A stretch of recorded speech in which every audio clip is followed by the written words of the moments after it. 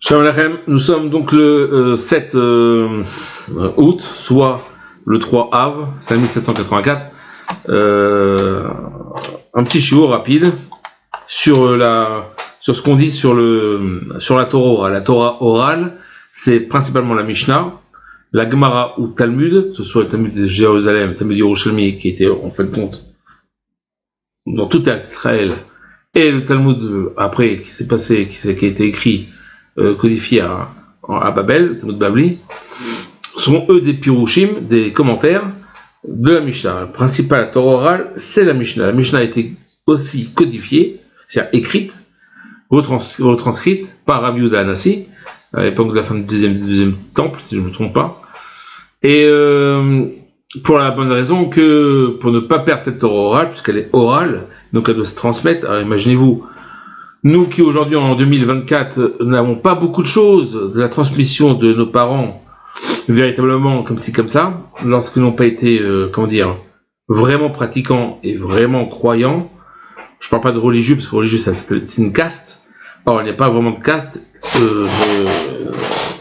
chez nous, puisque n'importe qui peut avoir une barbe et des péotes et une kippa et des tzitzit et tout, un kissouroche, se couvrir la tête.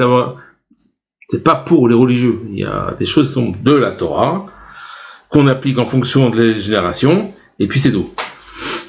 Donc on a eu un manque de transmission, mais par nos pères et mères, mais il y a eu comme une certaine transmission, certaines idées, certaines choses, évidemment des coutumes. Ça c'est le basique, le niveau basique. Puis il y a le niveau normal dans lequel on devrait tous être, nous juifs, quelle que soit l'origine géographique, soit des gens qui étudient la Torah et la transmettent. C'est pas l'apanage de rabbins.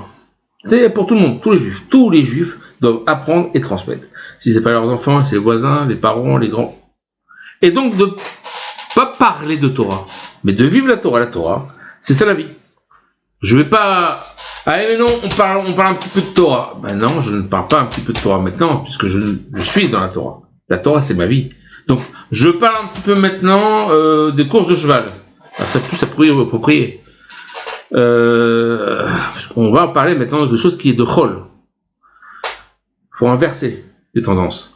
Quoi qu'il en soit, course de cheval. Quoi qu'il en soit, cette rumeur là, comme quoi la Torah orale n'a pas de fondement, si ce n'est les rabbins qui ont les hommes ou les rabbins qui ont créé ça, ils ont inventé, est une base aux yeux de la Torah, est une base de la kofut. Alors la kofut en français, comme je supporte pas, ça donne hérétique, apostat, des termes moyenâgeux. Simplement quelqu'un qui sort du klal, de la généralité du peuple juif et de sa foi, et n'en fait plus partie. À moins de faire teshuva. C'est pour ça qu'il est marqué, comme dit la Gemara et le Rambam, quelqu'un qui profane le Shabbat, il est comme un goy. Parce que c'est quoi la différence? Tout le monde mange, tout le monde dort, tout le monde travaille, tout le monde ceci, tout le monde... Donc, il n'y a que la façon de le faire. Et à quoi cela est rattaché, qui nous différencie des nations du monde, puisque nous sommes nous-mêmes Goy Kadosh, une nation sainte, et pas un peuple, une nation, Goy, Ouma. Quoi qu'il en soit, pour revenir à ce que je disais au début, c'est-à-dire que lorsqu'un Goy, quel qu'il soit, quelle que soit sa croyance ou sa non-croyance, qui est aussi une croyance, puisque croire en l'homme, ça s'appelle l'humanisme, c'est une croyance. C'est très basique ce que je dis, c'est pas vraiment...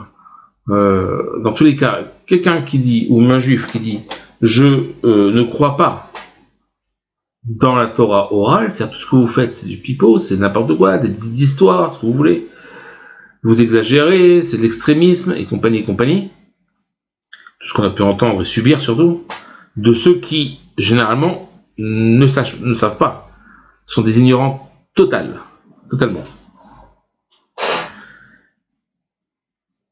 C'est une imbécilité de dire une chose pareille.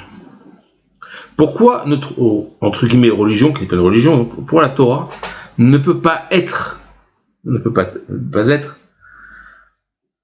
une invention des rabbinim, des rabbins ou des hommes. Parce que si tel est le cas, à ce moment-là, la Torah écrite est aussi une invention des hommes et des rabbins. Puisque le texte de la Torah nous est parvenu, il nous parvient à chaque génération par des scribes, qui s'appellent Sofer Stam, d'accord, qui écrivent aussi des mezuzot, qui écrivent aussi des tefilin, d'après les lois de la Torah orale, qui ne prennent pas leur source dans la Torah écrite, mais sont avec la Torah écrite, la Torah orale et la Torah écrite, sont la même Torah. C'est-à-dire l'un explique l'autre. L'autre convient de l'un, du second. C'est-à-dire que on ne peut pas, dans le judaïsme, dans la judaïcité, je ne sais pas comment vous pouvez appeler ça, croire dans la Torah écrite, c'est-à-dire dans la Bible, dans le Pentateuque, sans croire dans la Torah orale. Pour la bonne raison que ceux qui nous font parvenir jusqu'à aujourd'hui le texte de la Torah écrite, c'est-à-dire la Bible, à part lorsqu'elle a été ciselée et surtout accaparée et déformée par l'Église, à ce moment-là, l'origine vient des rabbanim. C'est un rave, c'est un sofer stam, c'est un scribe, qui d'après les lois qui sont dans la Torah orale et écrite, nous fait parvenir ce texte. Donc si on met en doute la Torah orale ou la transmission de la Torah par des rabbanim, je ne parle pas de mettre en doute les rabbanim, la transmission, à ce moment-là, on met en doute l'origine de la Bible. Ce qui veut dire qu'on ne reconnaît pas la Bible. Ce qui veut dire qu'un chrétien, s'il ne reconnaît pas la Torah orale, la façon dont lui est parvenu le texte de la Bible, ou l'Ancien Testament, comme ils disent, il y en a un ancien et un nouveau, il n'y a que la Bible, c'est la nôtre, à ce moment-là, il met en doute et il annule sa foi dans tous ses écrits, dans tous les écrits chrétiens, puisque la base de la foi chrétienne se trouve dans la Bible. La Bible, qui est un texte qui nous a été rapporté et transmis par des rabbanim. Depuis Moshe Rabbeinu, depuis Moïse, jusqu'à aujourd'hui. Moïse, c'est aussi comme un rabbin, un grand rabbin, très très grand, en plus d'être prophète. D'autant plus qu'après surgit donc l'islam, qui eux prennent, on va aller savoir pourquoi, du christianisme, mais aussi de la Bible. C'est-à-dire Abraham, Yitzhak, Abraham, Ishmaël qu'ils ont transformé en Yitzhak, Yitzhak qu'ils ont transformé en Ishmaël, etc. Mais Moïse, les enfants d'Israël, c'est-à-dire que en remettant en doute la Torah orale, et donc la transmission des rabbanim jusqu'à aujourd'hui, ce qui veut dire que ça ne s'arrête pas, la Torah est infinie. Et évidemment, puisque c'est un message divin, ça ne peut pas être fini. Le canon a été canonisé, on va dire comme ça, d'une certaine façon chrétienne. Mais la Torah orale est infinie. On écrit toujours aujourd'hui. Et des centaines de livres par an. C'est pas des milliers.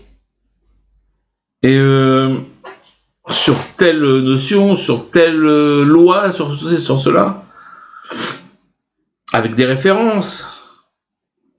On peut pas sortir une idée comme ça. N'importe qui, n'importe quoi. Ça devient une secte. C'est pas pareil. Alors, donc, vous voyez que l'islam et le christianisme prennent de la Bible. La Bible provient de la transmission de la Torah orale. On n'a pas le rouleau de la Torah de Moshe Rabbeinu, de Moïse. Donc c'est une transmission. Le Rambam l'explique, etc. Comment ça se passe, jusqu'où, quand, comment, et même la façon d'écrire, certains mots, pas d'autres, comment, des fois, corrective, comment c'est écrit, c'est lu, comment c'est écrit, il y a une différence des fois. Et il y a une différence entre le noussach, les formulations, entre, on ne doit pas avoir peur de ça, entre les Ashkenazim, certains Ashkenazim, entre Sfaradim, Thémanim, les Yéménites, en ceci, en cela, Bagdad, Algérie, mais très très minoritaire. C'est-à-dire ça va être un Aleph ou un Vav, ou c'est vraiment et en plus c'est une transmission, c'est pas que c'est une faute. Non, on va dire Ki Baréam, Bei Baréam, pour telle raison. Et c'est de cette transmission orale qu'on a les commentateurs. C'est pas un commentateur qui dit attends, là il y a un pasouk, je vais réfléchir, je vais faire un chidouche, une nouveauté. Non, il faut que ça soit basé sur quelque chose.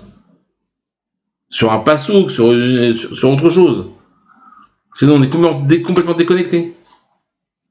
Donc pour en revenir, clairement, la Torah orale est telle qui dicte la formule de la Torah écrite. Sachant que la Torah écrite, en tant que rouleau de Sefer Torah, a été donc c'est les premiers 5 livres de la Bible, ont été écrits en premier par Moïse. Il en a écrit 13 pour chaque tribu et 1 dans l'arche de l'Alliance. Et donc chaque tribu a transmis. Et voilà, c'est tout, jusqu'à aujourd'hui. Donc les 5 textes les 5 livres de la Bible, plus tous les autres livres, ça s'appelle le Tanakh, proviennent de la façon dont a été écrit et des témoignages et transmissions des Rabbanim depuis Moshe Rabbeinu jusqu'à aujourd'hui. Celui qui met en doute cette transmission met évidemment en doute donc la Torah écrite, soit la Bible, etc. D'où le problème, puisque c'est dans la Bible qui est marqué Israël, qui est marqué Yehuda, qui est marqué beaucoup de choses, qui est marqué Dieu, puisque le Dieu, le divin, unique, n'existe pas avant le monothéisme. Ça n'existe pas avant Israël, avant la Torah. Ça existait depuis la création du monde, pour nous, parce qu'on a cette transmission-là, par certaines personnes. Mais, à part ça, dans les textes, il n'y a pas ces premiers textes. Si vous mettez en doute ce texte-là, vous mettez donc en doute la notion de Dieu. Ce qu'on voulait faire donc, la Scala, les humanistes, etc., le siècle des Lumières, et compagnie. Et faut bien comprendre ça. Donc la Torah orale est d'une importance capitale. C'est ce qu'on appelle la Mishnah, puis la Gemara, puis ensuite le Talmud, c'est-à-dire, et ensuite viennent les Géonim, en gros, hein, et après les décisionnaires Rishonim, les premiers décisionnaires après les Géonim, avant le Shulchan Aruch, puis le Shulchan Aruch et le Harizal, faut pas oublier, et ensuite les Acharonim, les décisionnaires qui sont après le Shulchan Aruch jusqu'à aujourd'hui. N'oublions pas que le Zohar, malgré toutes les mauvaises langues, parce qu'il en faut bien des mauvaises langues, sinon ça servira à quoi, est une tradition bien avant Rabbi Shimon Bar Yochai, et Rabbi Shimon Bar Yochai a su comment le dévoiler. Maintenant, le Zohar, c'est donc à l'époque de Rabbi Shimon Bar Yochai, c'est-à-dire à l'époque des Tanaïm, du second temple, fin du second temple, et après la destruction du temple, du second temple, c'est-à-dire que c'est au même niveau la Mishnah et le Zohar, et non la Gemara qui est un pirouche après la Mishnah et le Zohar. C'est une petite voilà, c'est tout, petite vidéo. Malheureusement, je n'ai pas le mérite pour l'instant que ces shiurim, ces cours soient assez intéressants pour que celui qui les regarde ait la présence d'esprit comment dire, de l'envoyer ou de le faire connaître à d'autres personnes. Il faut demander. Alors, moi, je vous demande, mettez pas un petit pouce, j'en ai rien à faire. Mettez pas de commentaires, je m'en fiche. Et ne transmettez à personne. Ça reste bien, bien stérile. Kol Touv.